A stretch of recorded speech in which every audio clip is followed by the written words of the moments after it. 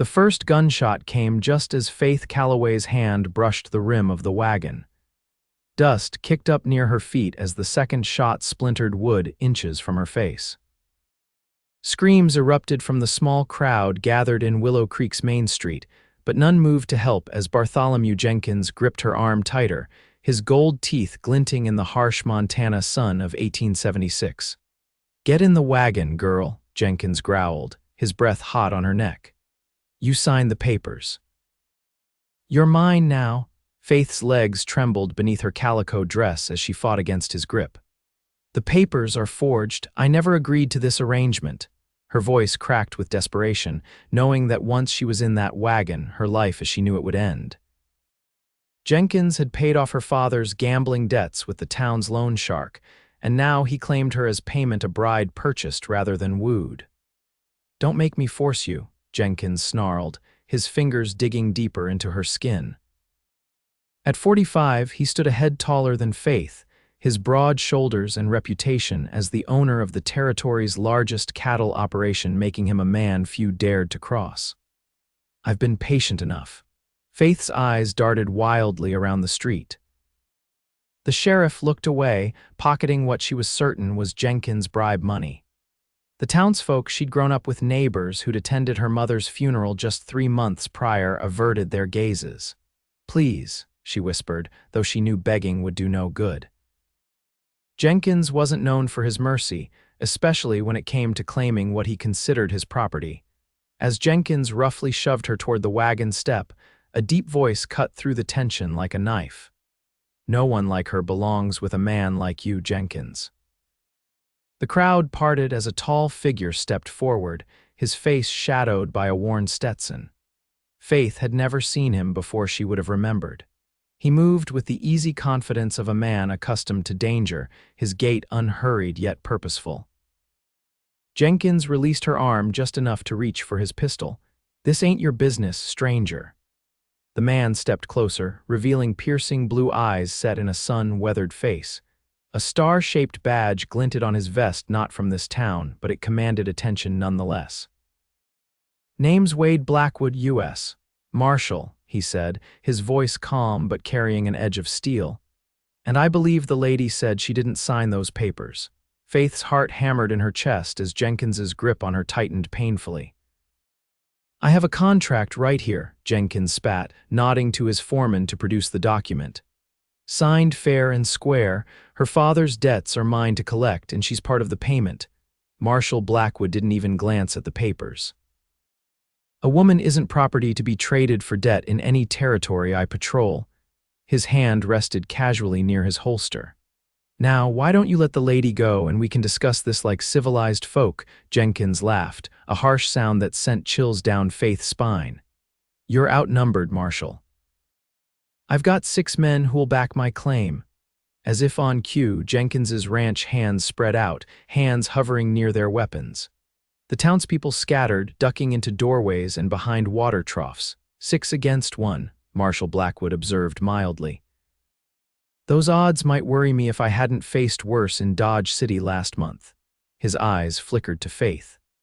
"Madam, when I say so, I need you to step away from that wagon and get behind me."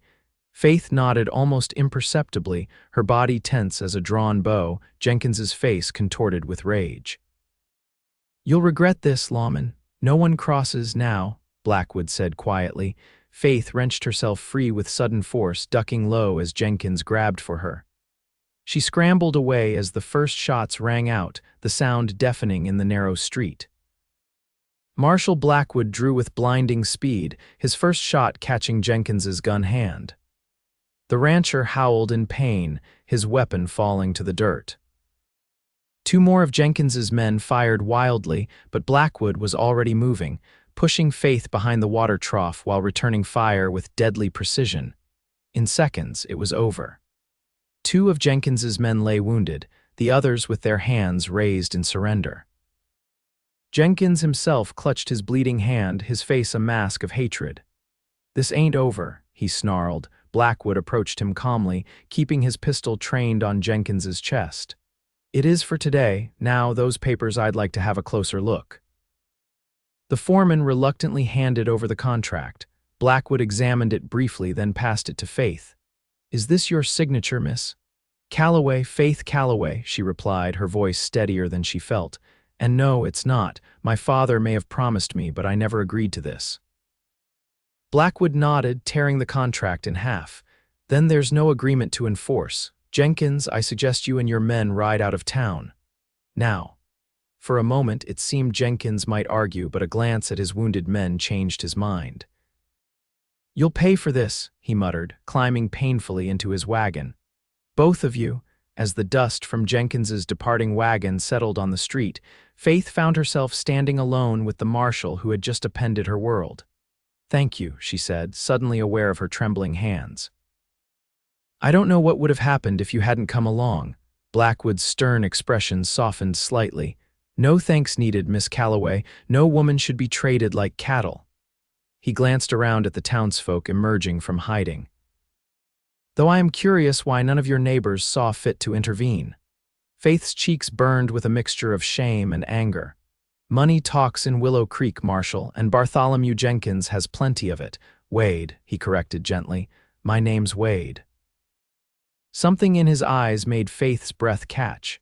There was kindness there, but also something else, something that made her acutely aware of her disheveled appearance and the dust coating her dress. "Wade," she repeated, liking the sound of it.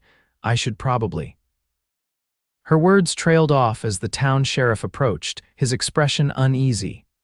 "Marshal, I didn't know you were in these parts," Sheriff Daniels said, pointedly avoiding Faith's gaze. "Clearly," Wade replied coolly.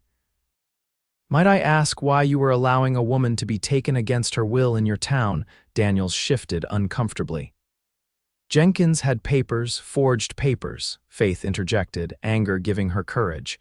"And you knew it, Thomas Daniels. Just like you knew my father had no right to promise me to anyone." The sheriff's face reddened. "Your father's debts are not to be paid with his daughter," Wade finished firmly. "I'll be reporting this incident to the territorial governor, Sheriff. I suggest you remember your duty to all citizens in the future, not just the wealthy ones." Daniels retreated, muttering excuses that fell on deaf ears. As he left, Faith realized that a small crowd had gathered around them, curious faces watching the exchange. "You should be safe now," Wade said, turning back to her. "Though I wouldn't put it past Jenkins to try again. Do you have somewhere to stay? Family nearby?" Faith shook her head. "Just the millinery shop. I live in the room above it. My mother left it to me when she passed." Wade nodded thoughtfully. "It might be wise to have someone stay with you, at least for a few days. Jenkins isn't known for taking defeat gracefully." "I'll be fine," Faith insisted, though uncertainty fluttered in her stomach. "I've handled difficult customers before." Wade's expression suggested he understood the difference between difficult customers and vengeful cattle barons, but he didn't press the issue. Instead, he tipped his hat respectfully. "Then I'll bid you good day, Miss Calloway. I'll be staying at the hotel for a few days if you need anything." As he turned to leave, Faith found herself calling after him. "Marshal Wade, would you care to join me for supper tonight, as a thank you?" He paused, surprise evident in his features before a small smile touched his lips. "I'd be honored, Miss Calloway." "Faith," she corrected, returning his smile. "My name is Faith." As Wade nodded and continued down the street, Faith became aware of the whispers around her. In a town like Willow Creek, dinner with a handsome U.S. Marshal would fuel gossip for weeks. But for once, Faith found she didn't care what people thought. For the first time since her mother's death, she felt something other than grief and fear. She felt hope. The bell above Faith's millinery shop door jingled as she entered, the familiar scent of fabric, straw, and ribbon offering momentary comfort. She locked the door behind her, leaning against it as the events of the morning washed over her in a dizzying wave. Her legs finally gave way and she slid to the floor, hands covering her face as tears came unbidden. "Faith, is that you?" Martha Wilson's concerned voice called from the back workroom. The older woman appeared in the doorway, her spectacles perched on her nose, a half-finished hat in her hands. When she saw Faith on the floor, she rushed forward. "Good heavens, child, what's happened?" Through halting breaths, Faith recounted the morning's events, Jenkins's attempt to force her into the wagon, the mysterious Marshal's intervention, the shootout in the street. Martha's face grew increasingly grim as the story unfolded. "Your father's doing, no doubt," Martha muttered, helping Faith to her feet and guiding her to a chair. William Calloway never could resist a game of chance, even with his daughter's future at stake. Faith wiped her eyes with a handkerchief. "I haven't seen him since Mother's funeral. He disappeared the next day, probably hiding from his creditors." The bitterness in her voice surprised even her. Once she had adored her father despite his flaws. Martha squeezed her shoulder. "Men like your father and Bartholomew Jenkins are cut from similar cloth, my dear. They take what they want with little thought for others." She paused, her expression softening. "But this Marshal, he sounds like a different sort entirely." Faith felt her cheeks warm. "He's just doing his job, Martha." Martha replied with a knowing smile. "And I suppose inviting him to dinner was also just part of his job." "I was being polite," Faith protested, though the flutter in her stomach when she recalled Wade's smile suggested otherwise. Martha chuckled, returning to the workroom. "Well then, we'd better make sure you look presentable for this polite dinner. The blue dress, I think, it brings out your eyes." Faith shook her head but couldn't suppress a small smile. "I've invited him here for 7 o'clock. I thought I'd make chicken and dumplings." It was her mother's recipe, one of the few things Faith had mastered in the kitchen. "A fine choice," Martha approved. "Now, why don't you rest while I mind the shop? You've had quite a morning." Upstairs in her small apartment, Faith drew a bath, scrubbing away the dust and fear of the morning. As she soaked in the warm water, her thoughts kept returning to Wade Blackwood. There had been something in his eyes, not just kindness, but a depth of understanding that suggested he knew what it meant to stand alone against the world. By the time 7 o'clock approached, Faith had changed into her best blue dress, swept her chestnut hair into a simple but elegant style, and prepared a meal that filled her small apartment with mouth-watering aromas. Martha had left an hour earlier with a conspiratorial wink, promising to return in the morning for all the details. The knock at the shop's back door came precisely at 7. Faith smoothed her dress, took a deep breath, and opened the door to find Wade standing there, hat in hand. He'd clearly made an effort. His dark hair was neatly combed, his shirt crisp and white against his tanned skin. In his free hand, he held a small bouquet of wildflowers. "Good evening, Faith," he said, his deep voice sending an unexpected shiver through her. "I hope I'm not too early." Faith smiled, stepping back to let him in. "Right on time, Marshal. Please come up." She led him up the narrow staircase to her apartment. Wade looked around appreciatively at the cozy space. It wasn't large, just a sitting area with a small kitchen, a curtained-off bedroom, and shelves lined with books, but Faith had made it home. "These are for you," Wade said, offering the wildflowers. "Not much, I'm afraid. The general store's selection was limited." "They're beautiful," Faith replied, genuinely touched. She placed them in a small vase on the table she'd set for dinner. "Please, sit down. I hope you like chicken and dumplings." As they ate, conversation flowed more easily than Faith had expected. Wade spoke of his childhood in Pennsylvania, his time fighting in the war, the wrong side initially, he admitted with regret, and his journey west afterward. He'd been a marshal for 5 years, primarily working in Kansas and Colorado territories. "What brings you to Montana?" Faith asked as she served apple pie for dessert. A shadow crossed Wade's face. "A man I've been tracking. Francis Holbrook goes by the gentleman in some circles. He's wanted for murder in 3 territories. Faith frowned. "I don't believe I've heard of him." "You wouldn't have. He's careful. Presents himself as a businessman, charming and well-spoken." Wade's voice hardened.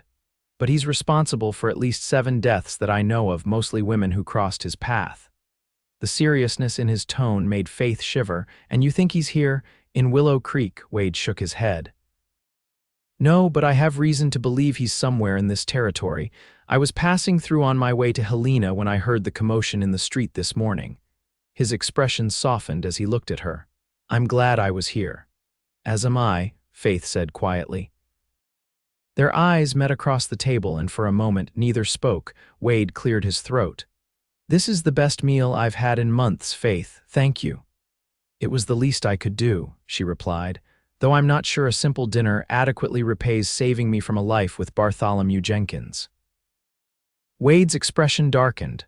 Men like Jenkins, they believe money entitles them to whatever or whoever they want. He hesitated, then asked, "Your father truly agreed to this arrangement?" Faith nodded sadly. "It appears so. My father has always valued cards over family. After Mother died, there was nothing to keep him here." She attempted a smile that didn't reach her eyes. "At least I have the shop. Mother made sure of that before she passed." "You're quite accomplished for someone so young," Wade observed. "Running a business on your own couldn't have been easy." "I'm 22, hardly a child," Faith replied with a hint of defensiveness. "And Martha helps with the shop.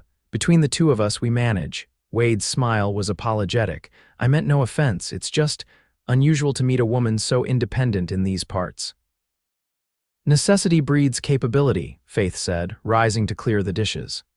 As she reached for Wade's plate, their hands brushed, sending an unexpected jolt through her. She pulled back quickly, nearly dropping the dish. Wade caught it deftly. "Allow me," he said, standing to help with the clearing. They worked side by side at her small sink, the domestic scene feeling strangely comfortable despite their brief acquaintance. "Tell me about your millinery business," Wade said as he dried a plate. "Is it something you always wanted to do?" Faith smiled, grateful for the safe topic. "My mother taught me. She was known throughout the territory for her designs. Ladies would travel for days just to commission a hat from Elizabeth Calloway." Pride colored her voice. "I'm not as talented as she was, but I'm learning." "I'm sure you're too modest," Wade replied. "Though I confess I know little about ladies' fashions." Faith laughed, the sound surprising her with its genuineness. "Well, Marshal Blackwood, I suppose we all have our areas of expertise. Mine is hats, yours is, what exactly? Dramatic rescues of damsels in distress." Wade's eyes crinkled at the corners as he smiled. "That's a rare occurrence, thankfully. Mostly it's tedious tracking and uncomfortable conversations with reluctant witnesses. Less glamorous than the dime novels would have us believe then." "Considerably," Wade agreed, hanging the dish towel to dry, "though occasionally there are compensations. Good company, for instance." The compliment brought warmth to Faith's cheeks. As they moved to the small sitting area, the conversation continued, ranging from books they'd read to places they'd seen. Wade spoke of the grand cities back east and the wild beauty of the territories. Faith shared stories of growing up in Willow Creek, watching it transform from a mining camp to a proper town. The mantel clock struck 10, startling them both with the realization of how much time had passed. "I should go," Wade said reluctantly, rising from his chair. "You must be tired after such an eventful day." Faith walked him to the door, suddenly aware of how tall he was in the confined space. "Thank you again for what you did today." Wade paused at the threshold, his expression serious. "Faith, I want you to be careful. Jenkins isn't the type to forget a slight easily." "I will," she promised. "How long will you be in town?" "A few days at most. I need to continue on to Helena." Faith nodded, trying to hide her disappointment. "Of course, your duty comes first." "Perhaps." Wade hesitated, then continued with uncharacteristic uncertainty. "Perhaps I could call on you again tomorrow evening, if you're not otherwise engaged." Faith's heart lightened. "I'd like that very much." Wade reached for her hand, his calloused fingers gentle as they closed around hers. "Good night, Faith Calloway. Sleep well." After he left, Faith leaned against the door, her hand still tingling from his touch. She knew she was being foolish. Wade Blackwood was passing through, nothing more. He would be gone in days, continuing his hunt for a dangerous murderer, while she remained in Willow Creek with her hats and her memories. Yet as she prepared for bed, Faith found herself thinking not of the danger she'd faced that morning, but of the warmth in Wade's blue eyes when he smiled at her. The next morning dawned clear and bright, with no hint of the previous day's drama. Faith opened the shop early, hoping that routine would settle her restless thoughts. Martha arrived promptly at 8, her expression eager for details. "Well," she demanded, hanging her shawl on the hook by the door, "how was your dinner with the handsome Marshal?" Faith busied herself arranging a display of ribbons. "It was pleasant. He's very proper," Martha snorted. Proper is that the best you can do. Was he charming, attentive? Did he kiss you good night? Martha, Faith exclaimed, scandalized. Of course not, we barely know each other. Sometimes that's all it takes, Martha replied with a wistful smile. My Henry proposed after knowing me just 2 weeks. We had 40 good years together before the Lord took him. Faith softened. This isn't like that. Marshal Blackwood is just passing through. He'll be gone in a few days. Martha gave her a knowing look, but didn't press further. They worked through the morning, attending to the steady stream of customers curious about the previous day's events as much as they were interested in hats. Faith answered their questions politely but briefly, unwilling to feed the town gossip mill more than necessary. Shortly before noon, the shop door opened to reveal Sheriff Daniels. His presence silenced the chattering customers, who quickly found reasons to examine hat displays far from the counter. Miss Calloway, Daniels said, removing his hat. Might I have a word? Faith nodded stiffly. Of course, Sheriff. They moved to a corner of the shop, Faith keeping the counter between them. Martha watched hawk-like from her workstation, ready to intervene if needed. I wanted to apologize for yesterday, Daniels began, his voice low. It wasn't right what Jenkins tried to do. Yet you allowed it, Faith replied coolly. You took his money and looked the other way. Daniels had the grace to look ashamed. I did, and I'm not proud of it. But you need to understand Jenkins is a powerful man in this territory. He employs half the town, directly or indirectly. And that justifies selling me into what would amount to slavery? Faith asked, keeping her voice even with effort. No, it doesn't, Daniels admitted. Your Marshal friend made that clear enough. He hesitated, then added, but that's partly why I'm here. Jenkins didn't take kindly to being humiliated in public. He's made threats. Faith's stomach tightened. What kind of threats? The kind a smart person would take seriously, Daniels replied grimly. He's sworn he'll have you one way or another, says your father made a binding agreement. An agreement I never consented to, Faith countered. And one Marshal Blackwood has already determined is invalid. Marshal Blackwood won't be here forever, Daniels pointed out. Once he's gone, you'll be on your own again. The implied threat wasn't lost on Faith. Are you saying you won't protect a citizen of your town, Sheriff? Daniels shifted uncomfortably. I'm saying you might want to consider leaving Willow Creek for a while, visit family elsewhere, perhaps. I have no family elsewhere, Faith said flatly. This shop is all I have. I won't be driven from it by threats, the sheriff sighed, replacing his hat. Then I hope your marshal stays around longer than planned, Miss Calloway, for your sake. With a nod to Martha, he left the shop. The customers, who had been pretending not to listen, abandoned all pretense of shopping as the door closed behind him. Well, I never, Mrs. Peterson exclaimed. Sheriff Daniels all but admitted he won't protect you, Faith, disgraceful, agreed Mrs. Hoffman, the banker's wife. Though Jenkins is a powerful man. Powerful enough to kidnap a woman in broad daylight, Martha demanded, her hands on her hips. What's next, allowing robbery because the thief has important friends? As the women debated, Faith slipped into the back room, needing a moment alone. Her hands trembled as she poured herself a glass of water. The sheriff's warning had shaken her more than she wanted to admit. If Jenkins truly meant to have her, what options did she have? She couldn't run the shop from hiding, and leaving permanently meant losing everything her mother had built.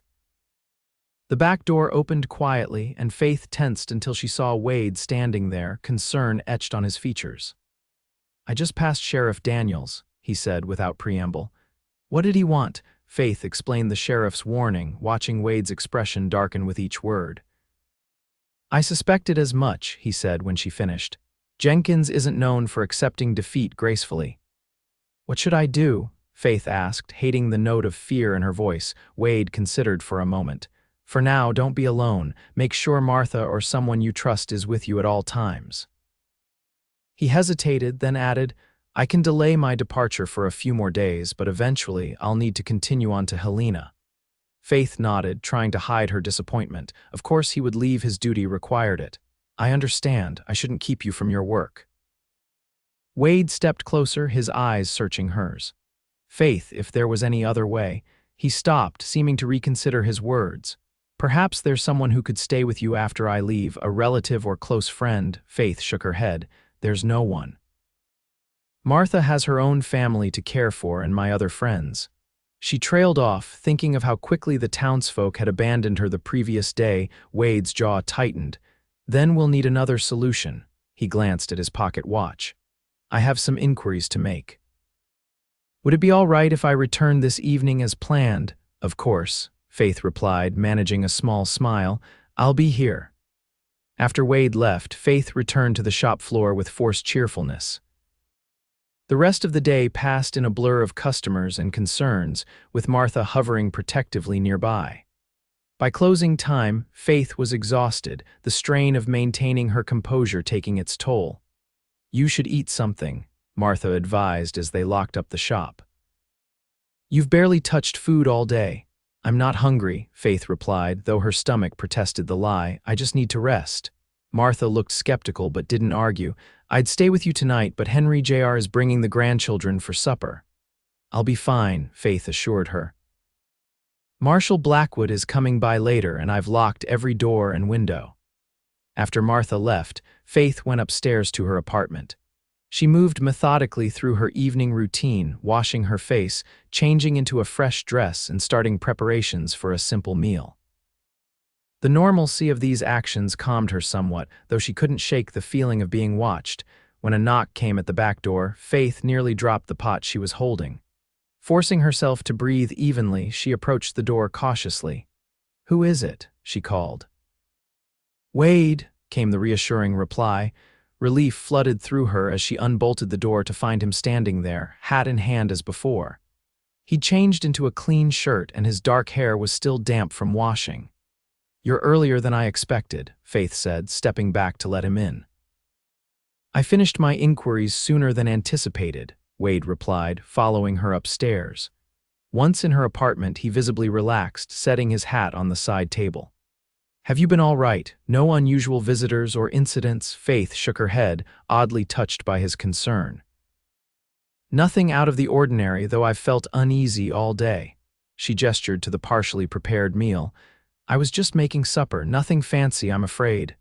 "Let me help," Wade offered, rolling up his sleeves. Together they prepared a simple meal of stew and cornbread, the domestic activity providing a strange comfort in the face of uncertain danger. As they ate, Wade seemed preoccupied, responding to Faith's questions with brief answers. Finally, she set down her spoon with deliberate care. "Something's troubling you," she said. "Is it news about Jenkins?" Wade looked up, his expression unreadable. "Partly. I've confirmed he's gathering men at his ranch more than would be needed for regular cattle work. And he's been asking questions about my movements, trying to determine when I'll be leaving town." Faith's appetite vanished. "I see. There's more," Wade continued, his voice grave. "I've also received a telegram about Holbrook the gentleman. He's been spotted in Helena, which means I need to leave tomorrow." Faith nodded, trying to hide her dismay. "Of course, your duty comes first." "Faith." Wade set down his fork, reaching across the table to take her hand. "I've been thinking about your situation. Jenkins won't stop until he gets what he wants, and once I'm gone." "I'll manage," Faith said with more confidence than she felt. Wade's blue eyes held her steadily. "There may be another solution, one that would protect you from Jenkins permanently." Faith frowned. "What do you mean?" Wade took a deep breath. "Marriage." Faith stared at him, certain she'd misheard. What?" "As your husband, I would have legal rights that would supersede any claim Jenkins might make based on your father's agreement," Wade explained, his tone practical despite the extraordinary nature of his proposal. "No court would uphold Jenkins's claim against a legal marriage." Faith withdrew her hand slowly. "You're suggesting we marry, for my protection?" Wade nodded, watching her carefully. "It would be a solution to your immediate problem." "And what of your duties? Your pursuit of this Holbrook character?" Faith asked, her mind reeling. "I would still need to go to Helena," Wade admitted. "But as my wife, you could come with me, away from Jenkins's influence, or you could remain here, protected by our marriage, until I return." Faith stood abruptly, moving to the window to hide her conflicted emotions. The practical part of her recognized the sense in Wade's suggestion a marriage, even one of convenience, would indeed protect her from Jenkins. But the romantic in her, the part that had felt a flutter at Wade's smile, couldn't help but feel disappointed. "This is very logical of you, Marshal," she said finally, her back still to him. She heard him stand, his footsteps approaching slowly. "Faith, I'm not explaining myself well. This isn't merely a practical arrangement I'm proposing." Faith turned to face him, surprised by his proximity. "Then what is it?"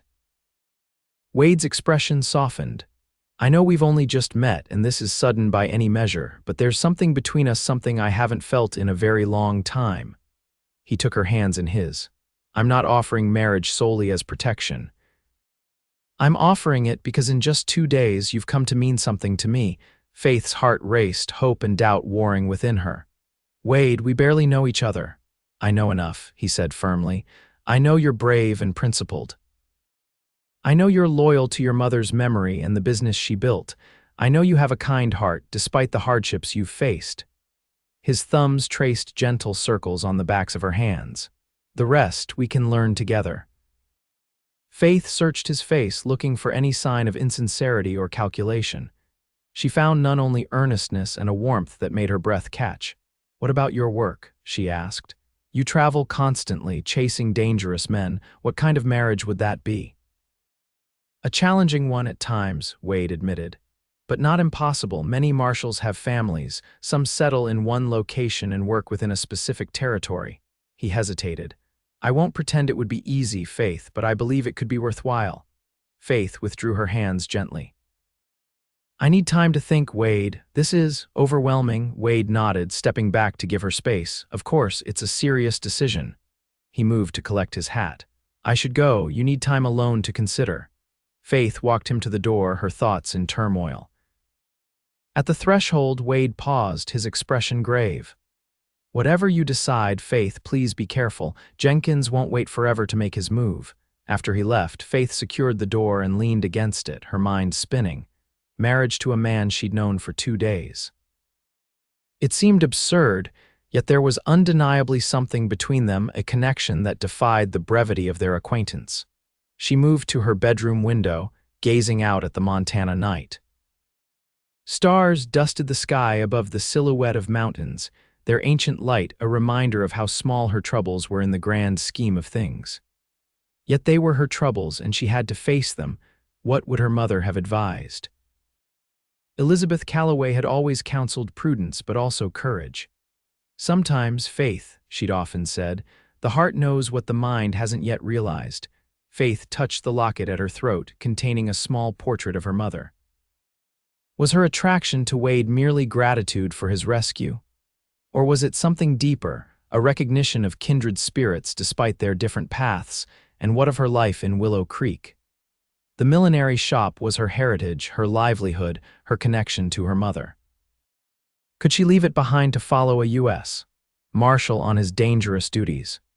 Or would she stay here, a married woman whose husband was perpetually absent? Sleep eluded Faith that night as she weighed possibilities against practicalities, dreams against dangers. By dawn, her decision was made, though whether it was wisdom or folly, only time would tell. The morning brought a heavy mist that clung to the buildings of Willow Creek, shrouding the town in ghostly white. Faith dressed with care, choosing a simple blue dress that her mother had always said brought out her eyes. She wrote a note for Martha explaining she would open the shop late, then slipped out into the misty street. The hotel where Wade was staying stood at the far end of Main Street, a 2-story building that represented Willow Creek's aspirations more than its reality. Faith entered the small lobby, painfully aware of the clerk's curious gaze as she asked for Marshal Blackwood's room. "Second floor, end of the hall, madam," the clerk said, his eyebrows rising suggestively. "Shall I announce you?" "No, thank you," Faith replied firmly. "I'll find my way." The stairs creaked beneath her feet as she climbed to the second floor. The hallway was dimly lit, the wallpaper peeling in places despite the hotel's pretensions to grandeur. Faith hesitated at Wade's door, her courage faltering momentarily before she raised her hand to knock. The door opened almost immediately, revealing Wade fully dressed, his gun belt already secured around his waist. He looked surprised but pleased to see her. "Faith," he said, stepping back to invite her in. "I wasn't expecting you so early." Faith entered the small room, noting the packed saddlebags on the bed and the telegram lying open on the dresser. Wade was indeed preparing to leave. "I've been thinking about your proposal," she said without preamble, her voice steadier than she felt. Wade nodded, his expression guarded. "And?" Faith took a deep breath. "I have conditions." A smile tugged at the corner of Wade's mouth. "I expected no less." "First," Faith said, counting on her fingers, "I won't leave my shop. It's my mother's legacy and I intend to honor it. Second, I want a real marriage, not just a legal arrangement to thwart Jenkins. And third," she hesitated, then continued firmly, "third, I want your word that you'll always be honest with me, even when the truth is difficult." Wade listened intently, his blue eyes never leaving her face. When she finished, he approached slowly, stopping just within arm's reach. "Your conditions are reasonable," he said, "but I have one of my own." Faith raised an eyebrow. "Which is?" "That you're certain this is what you want," Wade said seriously. "Marriage is binding, Faith, and I won't have you entering into it solely out of fear of Jenkins."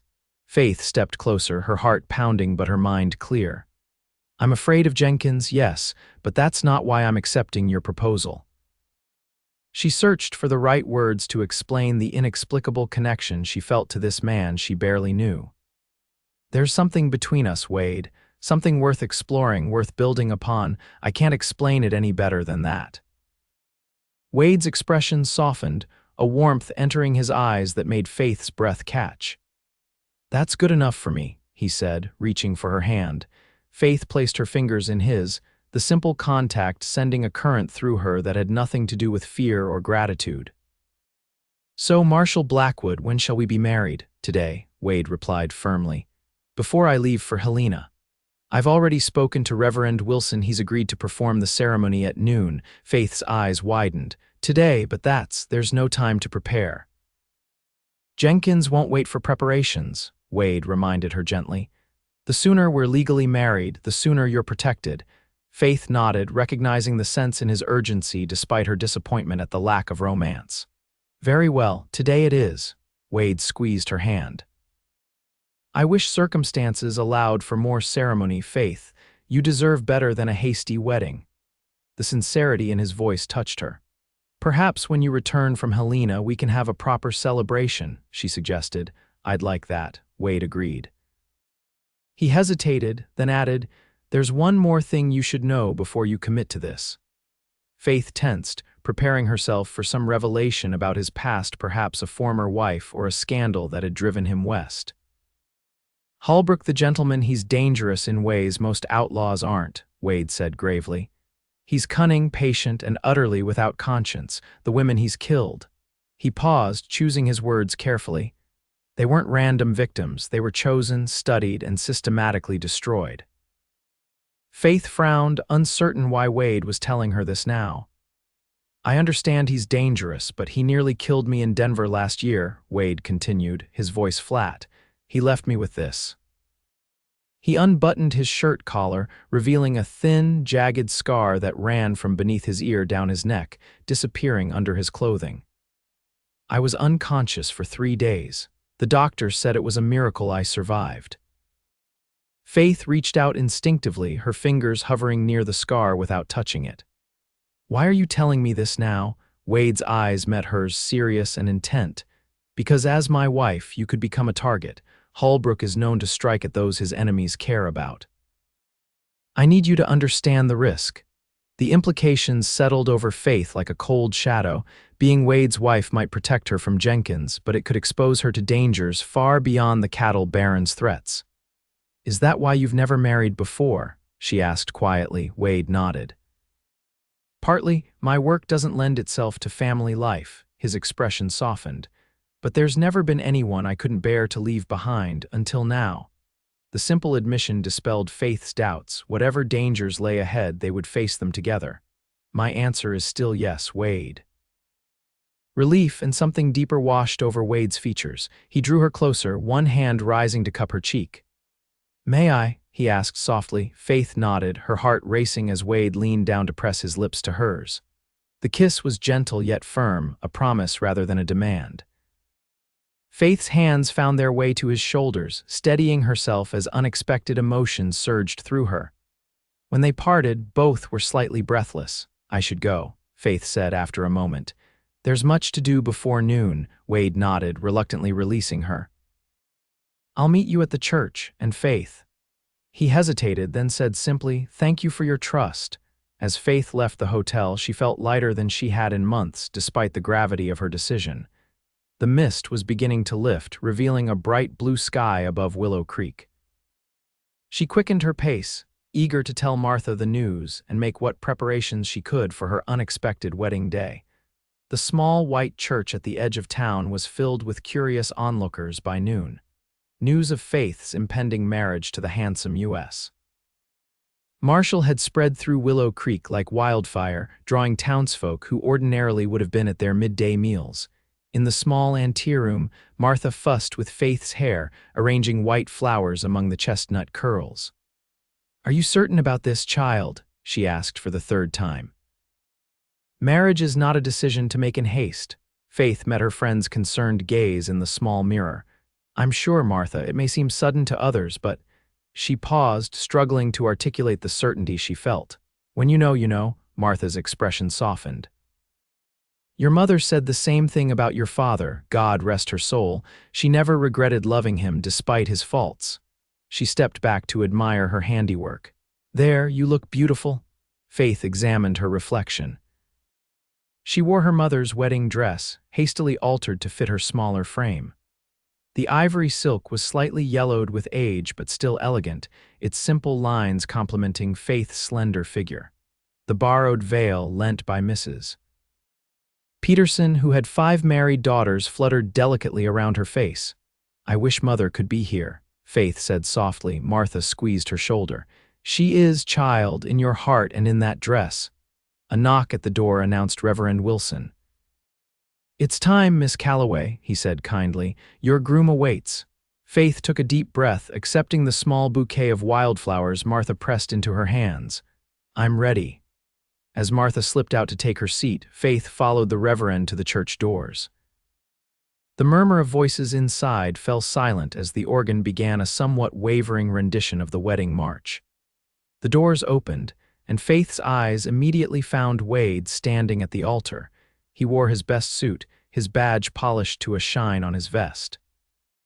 His expression as he watched her walk toward him made Faith's heart swell with unexpected emotion. There was tenderness there and admiration, but also a solemn recognition of the commitment they were about to make. The ceremony was brief but heartfelt. They exchanged simple vows, promising to honor and cherish each other through whatever challenges lay ahead. When Wade slipped a plain gold band onto Faith's finger, a ring he must have purchased that morning, his hands were steady, his eyes never leaving hers. "I now pronounce you husband and wife," Reverend Wilson declared. "You may kiss your bride." Wade's kiss was gentle but held a promise that made Faith's cheeks flush as the congregation applauded. As they turned to face the assembled townsfolk, Faith was surprised to see genuine goodwill on many faces. Even Sheriff Daniels, standing at the back of the church, offered a respectful nod. The small reception at the hotel dining room was a hastily arranged but cheerful affair. Martha had organized a wedding cake, and the hotel proprietor donated champagne for toasts.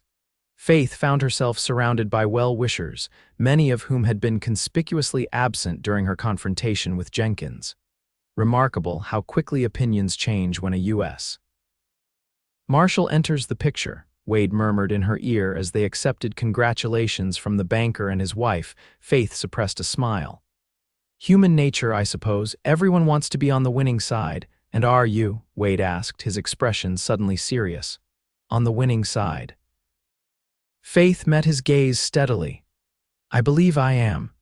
Their moment was interrupted by the arrival of a young boy in a Western Union uniform. "Telegram for Marshal Blackwood," he announced importantly.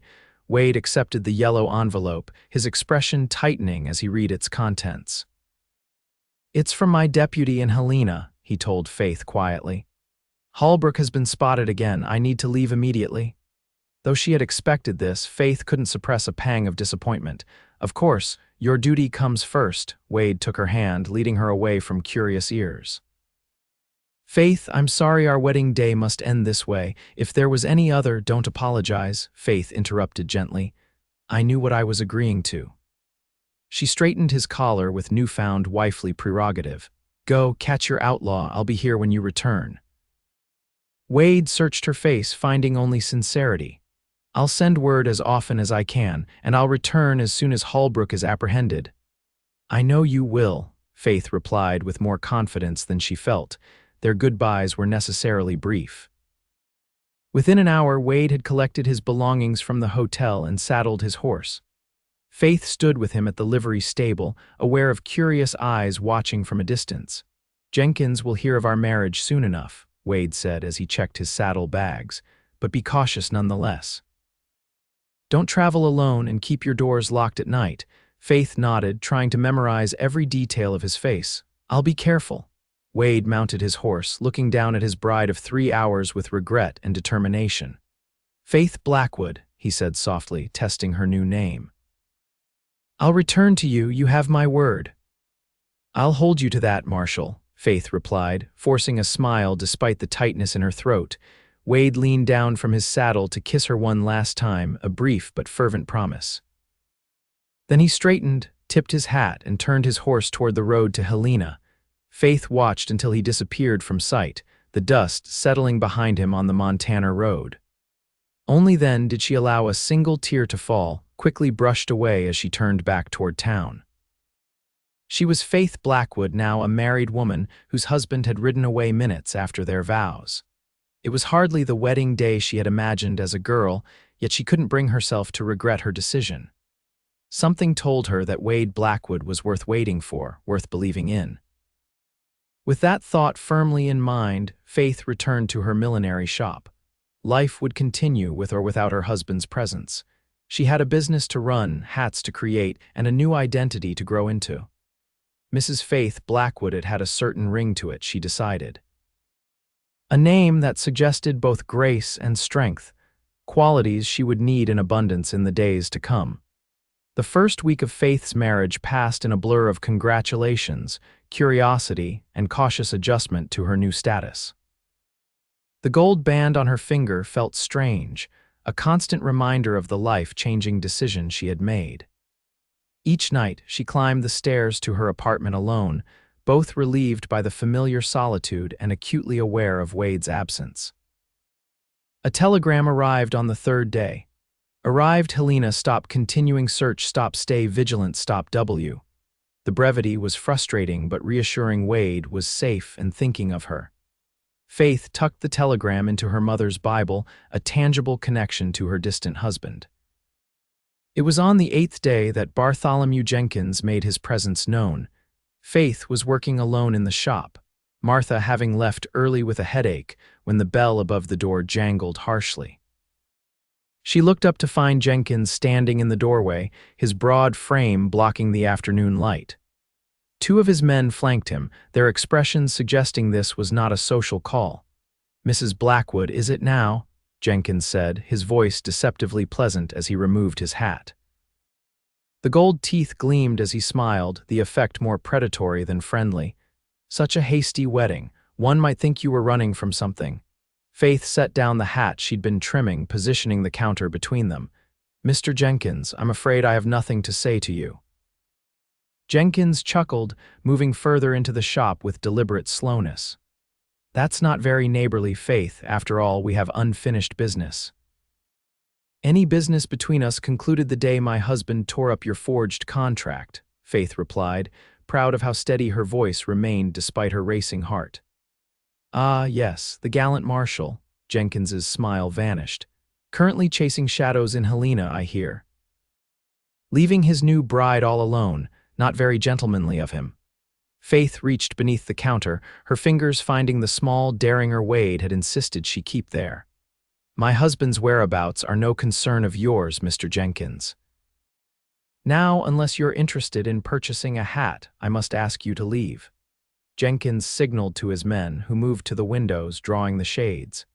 The shop plunged into semi-darkness, the afternoon sun reduced to thin slivers around the window frames. "Your marriage changes nothing, Faith," Jenkins said, his voice hardening. "Your father signed a binding agreement. The fact that you found a lawman willing to overlook that legal fact doesn't erase my claim." Faith's fingers tightened around the derringer. "There was nothing legal about that agreement, and you know it. No court would uphold a contract selling a woman against her will." "Perhaps not," Jenkins conceded, moving closer to the counter. "But courts are far away, and judges can be persuaded to see reason, especially when a wife abandons her lawful husband." Faith's blood ran cold at the implication. "I am not your wife, I never was." "A technicality," Jenkins said dismissively. "One that can be remedied once your marshal meets with an unfortunate accident in Helena.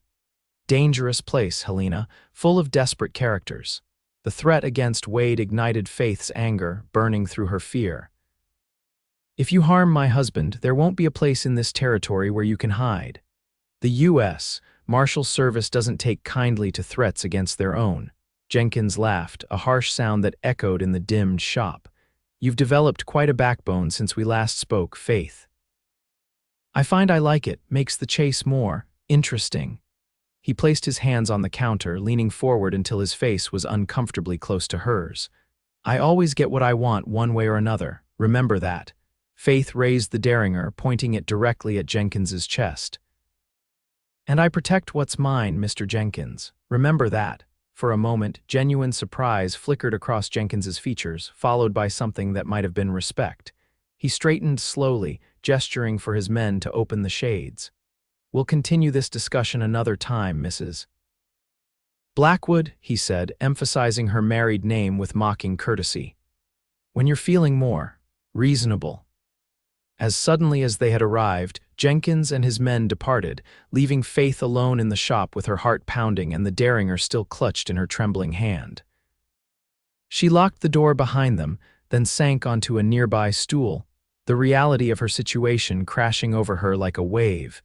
Jenkins's threats were not idle. If he truly believed he had a legal claim to her, he might indeed seek to have her marriage to Wade invalidated or worse, ensure that Wade never returned from Helena. The thought sent ice through her veins. That evening, Faith sent a telegram to the marshal's office in Helena, warning Wade of Jenkins's threats. The response came the following morning. "Received stop continue caution stop sending Deputy Parker stop arriving Friday stop W." A deputy was better than nothing, Faith supposed, though she doubted Jenkins would be deterred by anyone less than Wade himself. Still, the knowledge that help was coming provided some comfort as she faced the days ahead. Deputy James Parker arrived on Friday as promised, a young man with earnest eyes and a nervous manner that did little to inspire confidence. He introduced himself to Faith at the shop, standing awkwardly among the feminine surroundings of ribbons and feathers. "Marshal Blackwood sends his regards, madam," Parker said, twisting his hat in his hands. "He's asked me to keep an eye on you until he returns." Faith studied the deputy, noting his clean-shaven face and the way his badge seemed too large for his chest. "Have you been with the Marshal Service long, Deputy Parker?" Parker flushed slightly. 6 months, madam. This is my first assignment away from Helena." Faith suppressed a sigh. Wade had sent her a greenhorn, likely the only deputy he could spare. Still, any protection was better than none. "I appreciate your assistance, Deputy. Mr. Jenkins paid me a visit earlier this week, and I don't believe he's finished making his displeasure known." Parker nodded, his expression becoming more serious. "Marshal Blackwood briefed me on the situation. He said Jenkins is not to be underestimated." "A wise assessment," Faith agreed. "Where will you be staying while you're in Willow Creek?" "The hotel, madam." Marshal Blackwood arranged it. Faith nodded, relieved that Wade had thought of such details. "Very good. I generally open the shop at 8 and close at 6. Most evenings I'm in my apartment above the shop." Parker tipped his hat.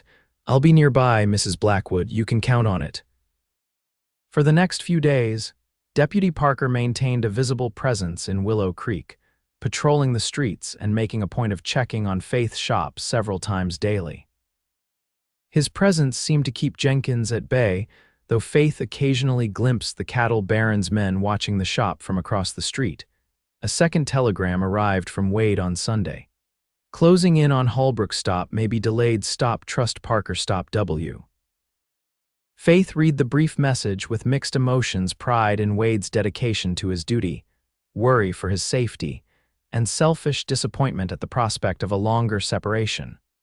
On Tuesday morning, Faith was preparing to open the shop when the sound of raised voices drew her to the window. In the street outside, Deputy Parker stood facing three of Jenkins's men, his hand hovering near his holster. "This is a public street," one of Jenkins's men was saying. "We ain't breaking no laws by standing here." "You're loitering with intent to intimidate," Parker replied, his young voice carrying a conviction that surprised Faith. "I suggest you move along." The largest of Jenkins's men stepped forward, towering over Parker. "And if we don't," Faith held her breath as Parker stood his ground. "Then you'll spend the night in jail for interfering with a federal officer." For a tense moment, Faith feared violence would erupt in the street. Then, with muttered curses, Jenkins's men backed down, moving away from the shop with pointed slowness. Parker watched them go, then caught sight of Faith in the window. He tipped his hat, his expression a mixture of relief and pride at his small victory.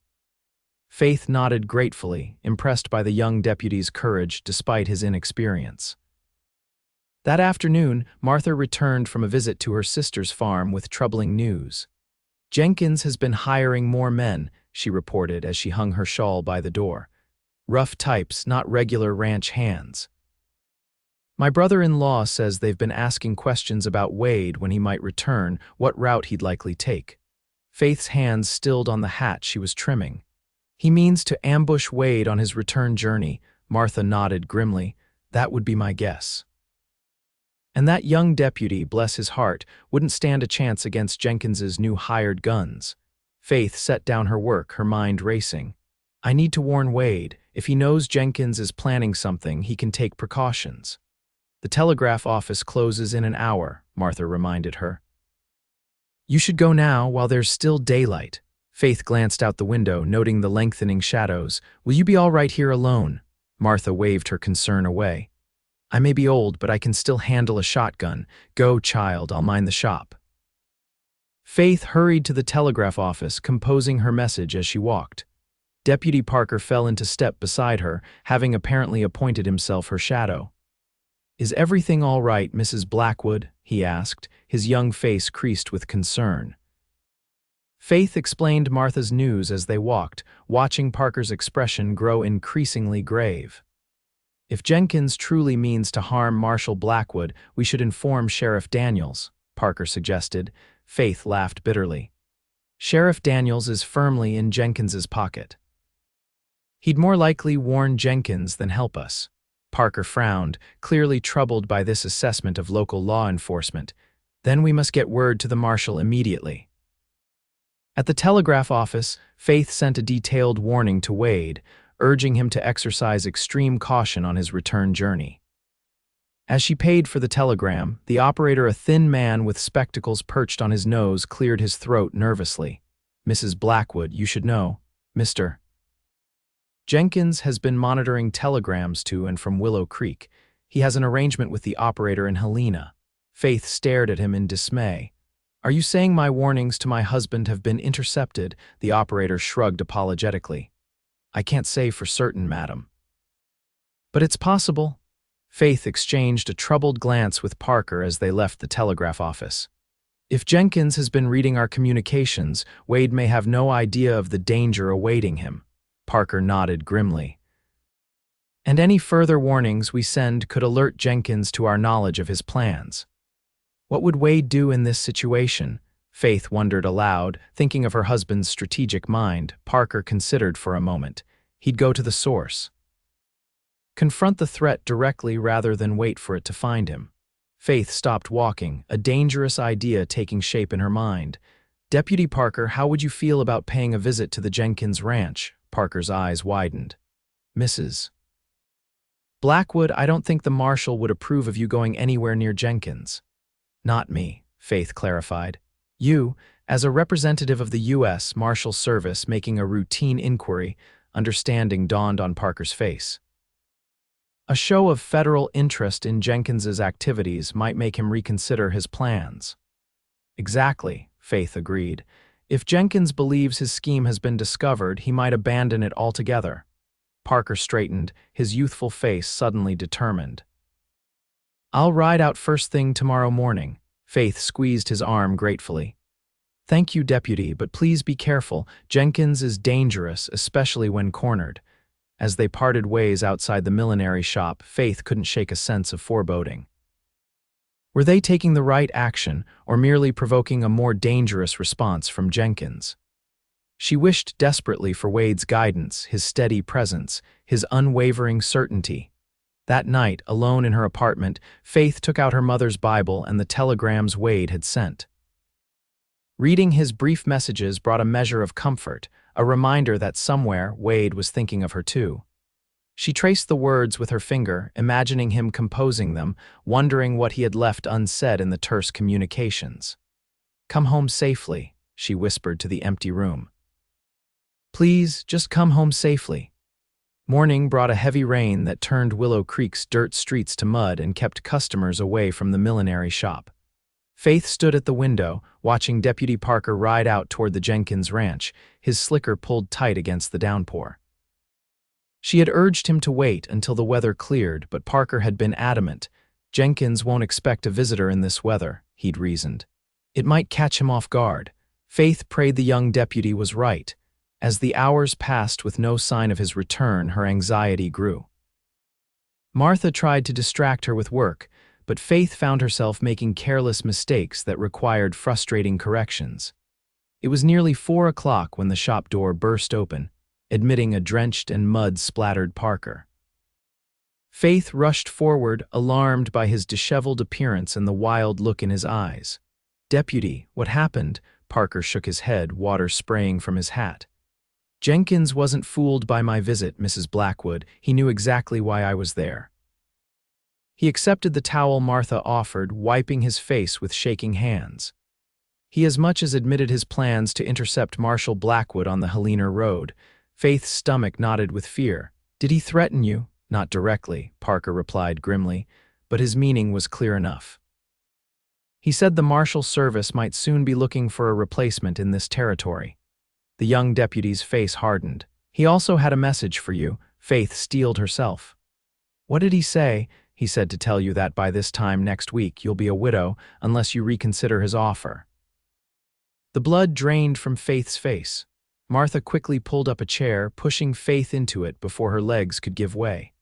The devil himself has more honor than that man, Martha muttered, her lined face creased with anger. To threaten a woman's husband openly. Parker knelt beside Faith's chair, his expression earnest. Mrs. Blackwood, we need to act quickly. Marshal Blackwood could be on his way back from Helena already. Faith forced herself to think past her fear. What would Wade do? He wouldn't panic. He would formulate a plan. Deputy Parker, is there any way to get word to Helena that wouldn't go through the telegraph office? Parker considered. I could ride there myself, but it would take at least 2 days, maybe more in this weather. Faith shook her head. Too long. Jenkins could have men waiting on the road already. What about Sheriff Daniels? Martha suggested reluctantly. I know he's in Jenkins's pocket, but surely even he wouldn't condone murder. Faith exchanged a doubtful look with Parker. It's worth trying, I suppose. Though I don't hold out much hope. As if summoned by their discussion, the door opened again to admit Sheriff Daniels himself. He removed his hat, water cascading from its brim onto the shop floor. Mrs. Blackwood, he said, nodding curtly. Deputy. His gaze lingered on Parker's muddy appearance. Been for a ride in this weather, have you, Deputy? Parker straightened, his hand resting near his holster. Official business, Sheriff. Daniels raised an eyebrow. Out to the Jenkins ranch, by any chance? Bartholomew mentioned you paid him a visit. Faith stood, facing Daniels directly. Sheriff, I believe Bartholomew Jenkins intends to harm my husband. As an officer of the law, you have a duty to prevent such a crime. Daniels had the grace to look uncomfortable. That's a serious accusation, Mrs. Blackwood. Do you have any proof? His own words, Parker interjected. He threatened the marshal to my face. Daniel sighed, setting his hat on the counter. Look, I know Jenkins can be forceful in pursuing what he wants, but murder, that's a stretch, even for him. Is it? Faith demanded. He's hired gunmen, positioned them to intercept Wade on his return from Helena. His intentions couldn't be clearer. Daniel shifted his weight, clearly torn between his loyalty to Jenkins and his duty as sheriff. I'll speak to him, he said finally, see if I can't talk some sense into him. And if you can't, Faith pressed. Daniels didn't meet her eyes. Then I suggest you pray your husband is as good with a gun as they say he is. After Daniels left, Faith turned to Parker, her decision made. I'm going to Helena, tonight. Both Parker and Martha protested immediately. In this weather, Martha exclaimed, you'll catch your death. Jenkins has men watching the roads, Parker added. It's too dangerous. Faith held up a hand to silence them. I don't see that we have a choice. Wade needs to be warned, and we can't trust the Telegraph or Sheriff Daniels to do it. Parker ran a hand through his damp hair, considering. At least let me accompany you, Mrs. Blackwood. The marshal would have my badge if I let you go alone. Faith nodded gratefully. Thank you, Deputy. We'll leave after dark. The rain should provide some cover. As she moved to the back room to begin preparations, Martha followed, her lined face creased with worry. Faith, child, think about what you're doing. The road to Helena is dangerous enough in good weather. In this downpour, with Jenkins's men possibly waiting in ambush. Faith turned to her old friend, her expression resolute. I have thought about it, Martha. I've thought about Wade riding unknowingly into a trap. I've thought about becoming a widow before I've truly been a wife. She took Martha's weathered hands in hers. I can't stand by and do nothing. I won't. Martha searched Faith's face, then nodded slowly. Your mother would be proud of your courage, child, but she'd also tell you to be smart about it. She squeezed Faith's hands. Take the old logging trail. It's longer but less traveled. Jenkins's men are likely watching the main road. Faith hugged Martha tightly. Thank you for understanding. I'll be careful, I promise. See that you are, Martha replied gruffly, blinking back tears. I expect to dance at your first anniversary celebration, Faith Blackwood. As darkness fell, Faith changed into her sturdiest dress and boots, packing a small bag with essentials for the journey. Parker arranged for horses from the livery stable, bringing them to the back entrance of the shop to avoid notice. The rain had slackened somewhat but still fell steadily as Faith and Parker mounted their horses. Martha stood in the doorway, a lantern held high to guide their initial departure. Godspeed, she called softly as they turned toward the old logging trail, and God protect you both. The journey was every bit as difficult as Faith had anticipated. The logging trail, unused for years, was overgrown in places and treacherously muddy in others. Their progress was painfully slow, the horses picking their way carefully through the darkness. Parker proved a capable guide, his knowledge of the territory impressive for someone relatively new to the area. He kept them moving steadily northeast, aiming to intercept the main Helena road well past where Jenkins's men might be watching. They rode through the night, stopping only briefly to rest the horses. Dawn broke gray and misty. The rain finally ceased, but leaving a heavy fog that clung to the trees and limited visibility. Faith's body ached from hours in the saddle, but she pushed aside her discomfort, focusing instead on the urgency of their mission.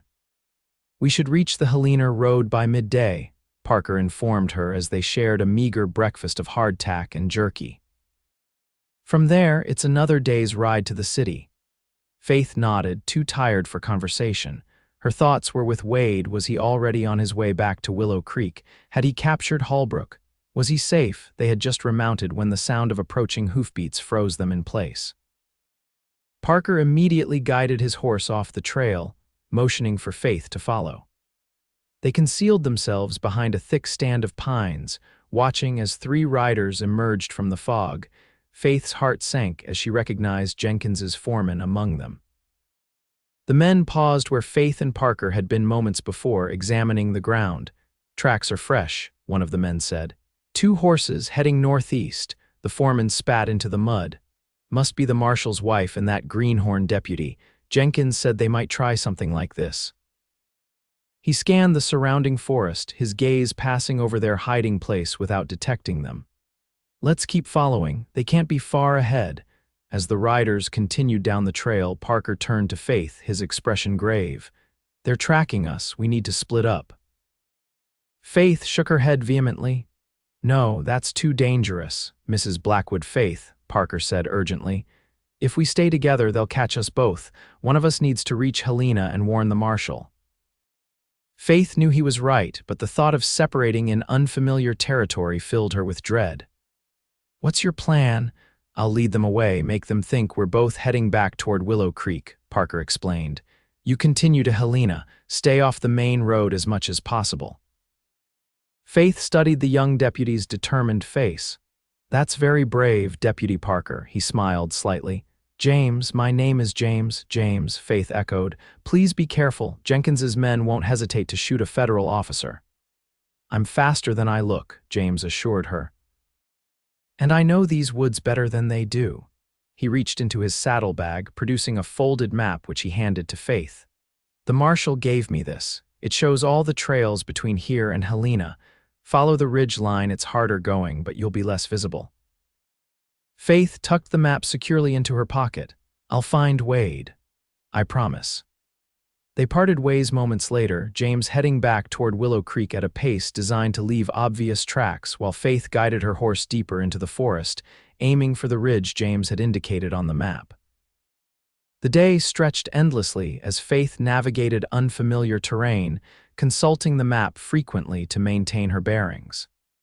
By late afternoon, she had reached the ridge, which offered occasional glimpses of the Helena road far below.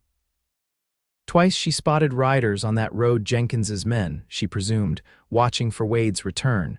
Night found her still on the ridge, too afraid to risk a fire despite the growing cold. She huddled beneath a makeshift shelter of pine boughs, her horse tethered nearby, and tried to sleep. Exhaustion eventually overcame discomfort, and she fell into a fitful slumber punctuated by dreams of Wade in danger, calling her name as Jenkins's men closed in around him. She woke before dawn, stiff and cold but determined to press on. According to the map, she should reach Helena by nightfall if she maintained a steady pace. The thought of seeing Wade again, of warning him of the danger, gave her renewed energy despite her fatigue.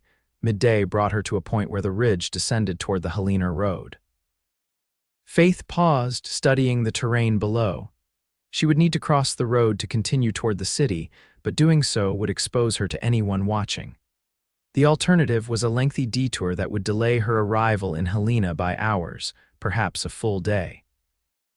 The decision was made for her when she spotted a familiar figure on the road below a tall man on a chestnut horse riding west toward Willow Creek. Even at this distance, she recognized Wade's straight-backed posture, the set of his shoulders. Wade, she whispered, her heart leaping. He was alive, but riding directly into Jenkins's trap. Without hesitation, Faith urged her horse down the steep slope, branches whipping past her face as she descended recklessly toward the road.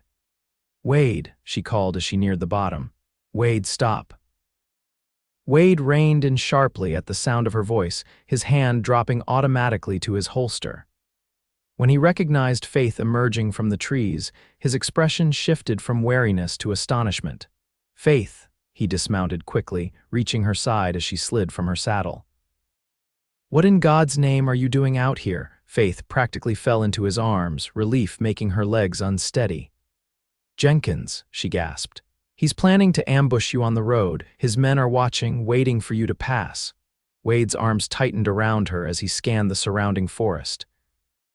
How did you know? How did you get here? Quickly, Faith explained everything: Jenkins's threats, the intercepted telegrams, her journey with Deputy Parker. Wade listened intently, his expression darkening with each revelation. And Parker, where is he now? He led Jenkins's men away to give me time to reach you, Faith said, worry for the young deputy evident in her voice. He was heading back toward Willow Creek when we separated yesterday. Wade nodded grimly.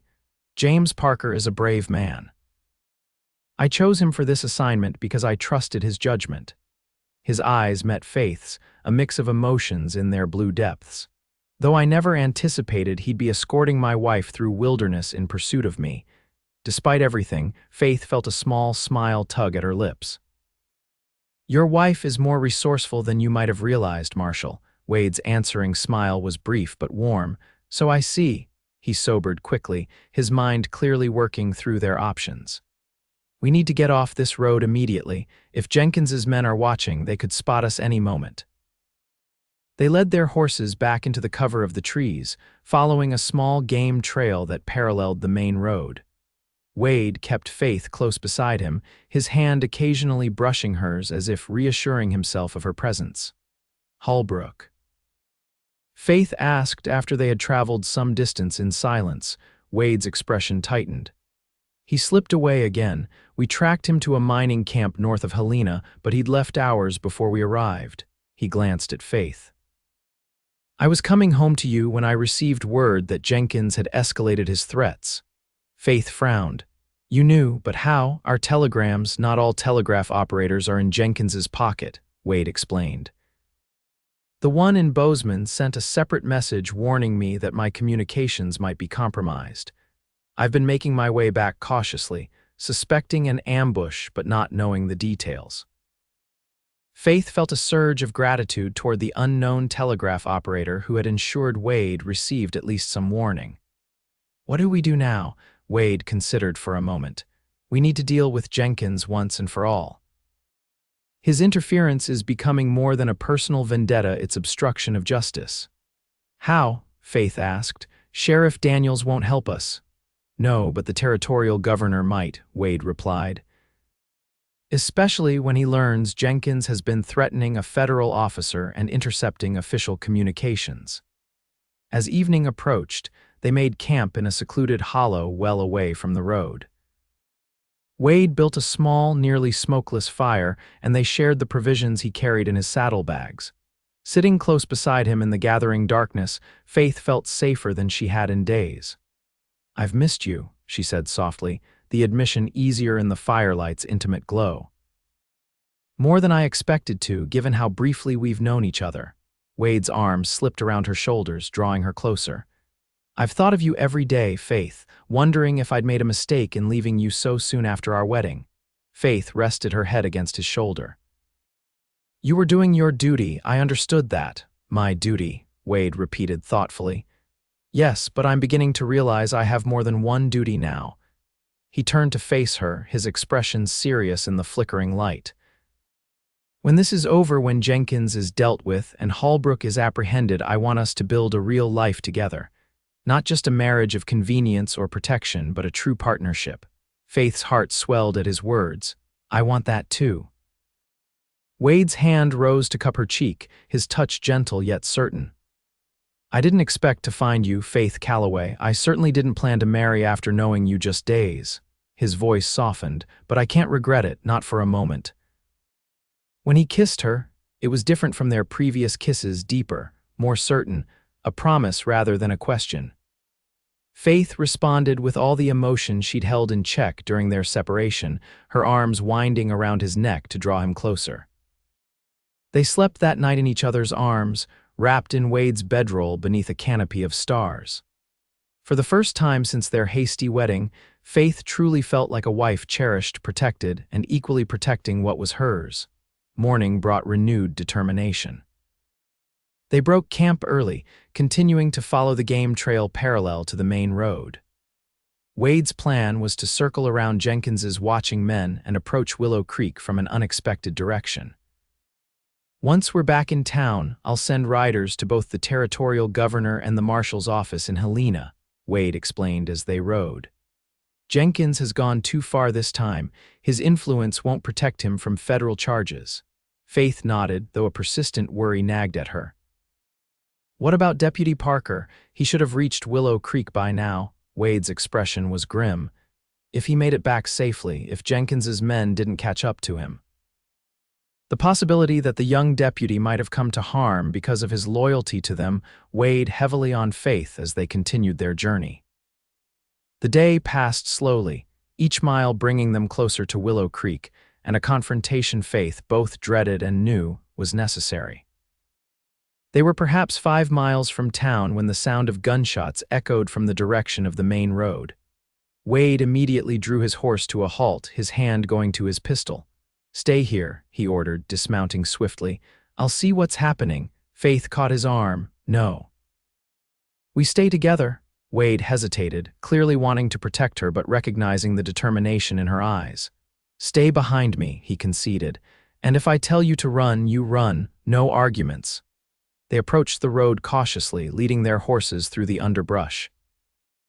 As they neared the edge of the forest, the scene that greeted them made Faith's blood run cold. In the middle of the road, Deputy Parker knelt with his hands raised, surrounded by 5 of Jenkins's men. Blood trickled from a cut on his forehead, and his gun belt lay in the dust several feet away.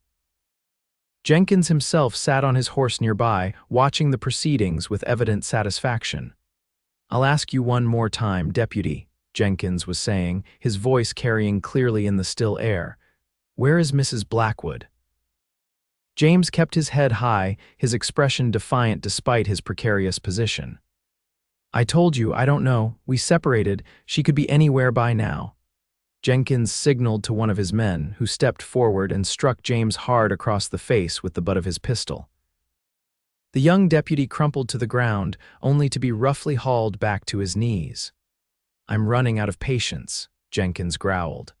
"Either you tell me where she went, or I'll put a bullet in you and tell the territory you died trying to escape arrest for horse theft." Wade's hand tightened on his pistol, his jaw set in a hard line. "I count 6 of them, including Jenkins," he murmured to Faith. "Too many to take in a straight fight." Faith scanned the scene, her mind racing. "Look," she whispered, pointing to a bend in the road about 50 yards ahead. "If we can create a distraction there, you might be able to get closer without being seen." Wade nodded approvingly. "Good thinking, but what kind of distraction?" Faith glanced at the dry underbrush nearby. "Fire," she said simply. "It's been dry enough under the tree canopy." A small fire would draw their attention immediately. Wade considered for a moment, then nodded. "It's risky, but it could work. Take the horses back into the trees, then circle around to that bend. Wait for my signal before starting the fire." "What's the signal?" Faith asked. Wade's smile was grim. "You'll know it when you hear it." They separated, Faith leading both horses deeper into the forest before circling toward the bend Wade had indicated. Her heart pounded as she moved carefully through the underbrush, conscious of every snapping twig and rustling leaf. Reaching the bend, Faith tethered the horses securely, then gathered dry twigs and leaves into a small pile near the edge of the road. She positioned herself to watch the confrontation, waiting for Wade's signal. Jenkins was growing increasingly agitated, his voice rising as he threatened the stubborn deputy. "Last chance, Parker, where's Faith Blackwood?" Before James could respond, Wade's voice rang out from somewhere to Faith's right. "She's with her husband, Jenkins." Jenkins and his men whirled toward the voice, guns drawn. Wade was nowhere to be seen, but his disembodied voice continued. "Let the deputy go, and we can discuss this like civilized men." "Show yourself, Marshal," Jenkins called, his eyes scanning the tree line. "Or are you afraid to face me directly?" Wade's laugh echoed around them, seemed to come from everywhere at once. "Afraid of a man who needs 5 gun hands to confront one young deputy? I think not." Faith recognized Wade's strategy, using the forest's acoustics to conceal his position while drawing attention away from her location. This was her signal. Hands trembling slightly, she struck a match and touched it to the dry tinder she'd gathered. The fire caught quickly, smoke rising in a thin column that soon attracted the attention of one of Jenkins's men. "Boss," he called, pointing toward the bend. "Fire!" The momentary distraction was all Wade needed. He emerged from the trees directly behind Jenkins, his pistol aimed squarely at the cattle baron's back. "Drop your weapons," he commanded, his voice ringing with authority. "All of you." Jenkins froze, then slowly raised his hands. "Marshal Blackwood, how convenient of you to join us." "Tell your men to drop their guns," Wade repeated, his aim unwavering. Jenkins laughed, a sound devoid of humor. "Look around you, Marshal. You're outnumbered. 1 bullet for me means 5 for you." Maybe, Wade conceded, but you'll still be dead. The standoff stretched for a tense moment, neither man willing to back down. Faith watched from her hidden position, the fire forgotten as she held her breath. It was Deputy Parker who broke the impasse. Still on his knees, but seeing his opportunity, he lunged forward, tackling the nearest of Jenkins's men around the legs. The sudden movement startled the others, creating a split second of confusion that Wade exploited immediately. His first shot struck the gun from the hand of the man nearest to Parker. His second caught another gunman in the shoulder, spinning him around with the impact. The remaining men scattered for cover, returning fire wildly as Wade ducked behind a large boulder. Faith watched in horror as bullets chipped stone around Wade's position.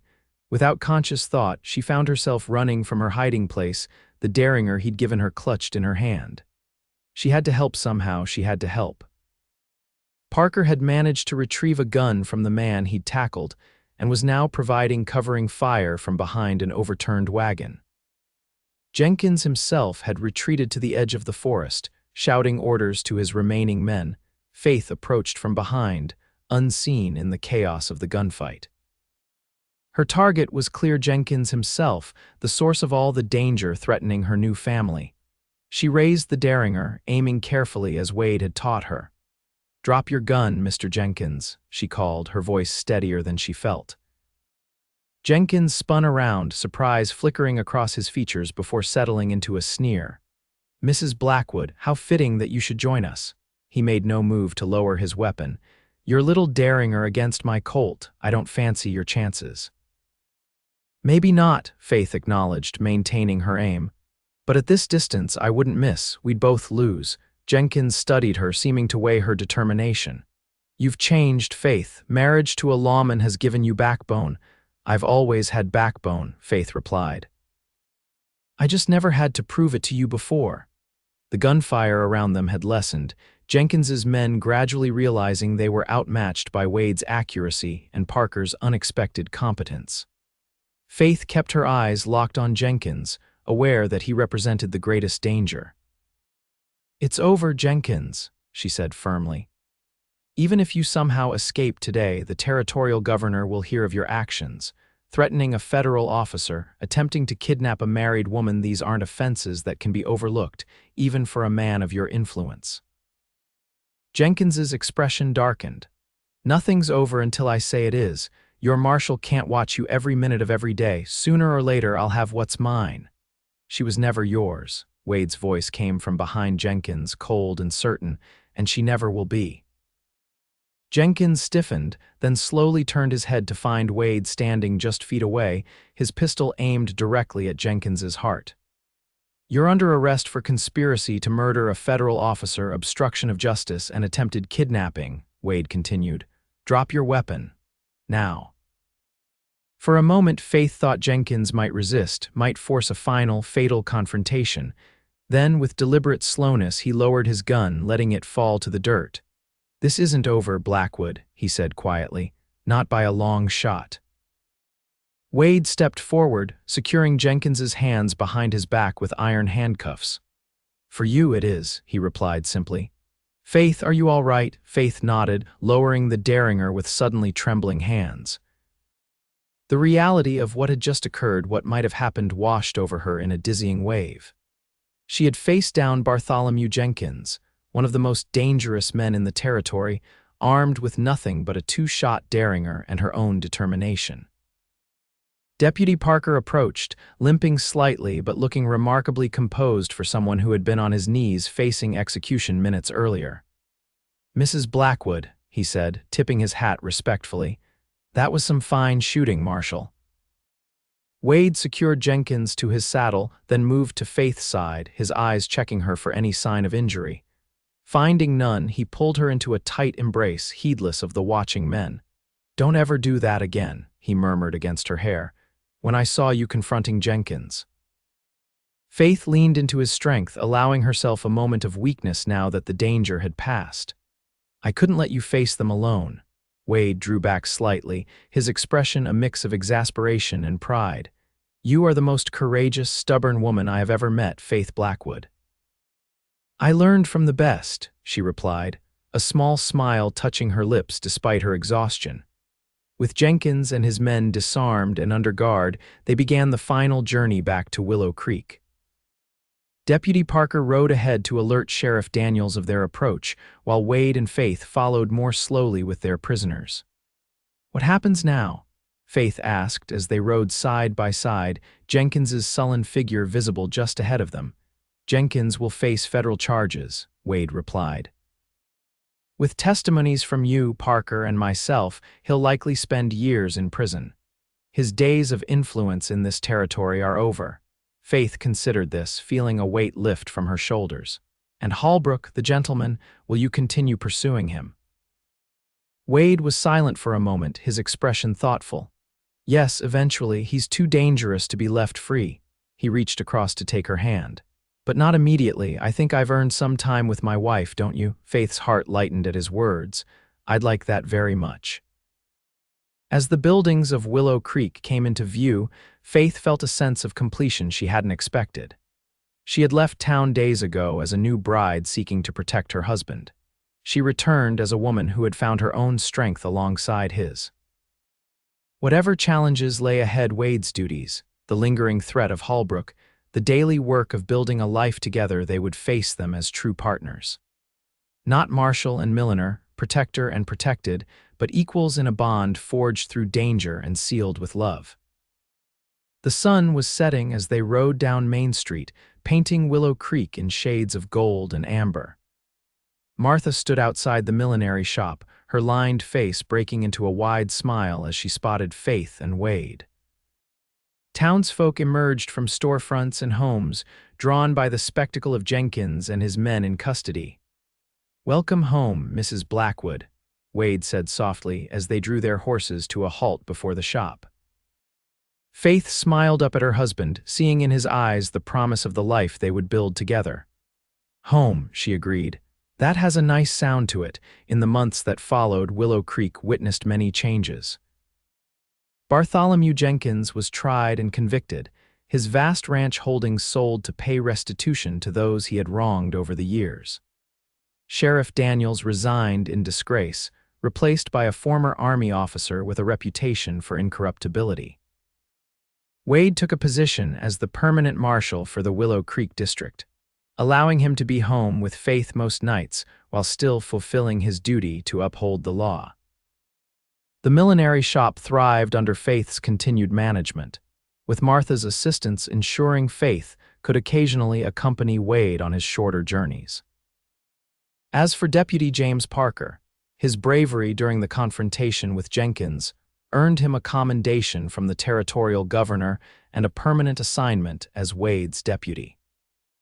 He became a frequent guest at the Blackwoods' dinner table, where Faith enjoyed teasing him about his obvious interest in the new schoolteacher, Francis Holbrook. The gentleman was eventually captured by a joint effort of several marshals, including Wade. The trial was sensational, revealing a pattern of crimes that shocked even the most hardened frontiersmen. When the judge pronounced the death sentence, Wade returned home to Faith with a sense of closure, the ghost of his Denver encounter finally laid to rest. On their first anniversary, Wade surprised Faith with a proper wedding ring to replace the simple band from their hasty ceremony. They renewed their vows in the same church, this time with flowers and music, and a celebration that lasted well into the night. Martha, true to her word, danced until her feet ached, declaring it the finest wedding Willow Creek had ever seen. Late that night, as they walked arm in arm from the town hall to their home, a small but comfortable house Wade had built on the edge of town, Faith reflected on the extraordinary journey that had brought them together. "A year ago today, I was being forced onto a wagon," she mused, leaning into Wade's solid warmth. "If you hadn't spoken up." Wade pulled her closer, dropping a kiss on her temple. "I believe we would have found each other somehow, Faith. Some things are simply meant to be." Faith smiled up at her husband, the man who had first been her rescuer, then her protector, and finally her partner in all things. "Even if it takes a cattle baron, a dangerous outlaw, and a wild ride through the Montana wilderness," Wade laughed, the sound rich in the quiet night. Especially then. As they reached their home, lamplight glowing warmly in the windows, Faith paused on the porch. The vast Montana sky stretched above them, stars scattered like diamonds across its velvet darkness. Somewhere in the distance, a coyote called to its mate, a lonely sound answered by an echoing reply. "I love you, Wade Blackwood," Faith said simply, the words carrying all the certainty of a vow. Wade drew her into his arms, his eyes reflecting the starlight and something deeper, a promise kept, a future shared. "And I love you, Faith Blackwood, now and always."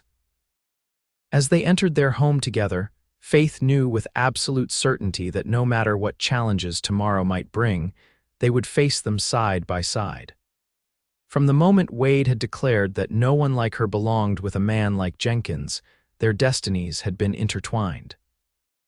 What had begun as a rescue had blossomed into a love strong enough to withstand any trial the frontier might present. Their story, like the territory itself, was still being written wild and unpredictable, but filled with boundless possibility. And Faith wouldn't have it any other way.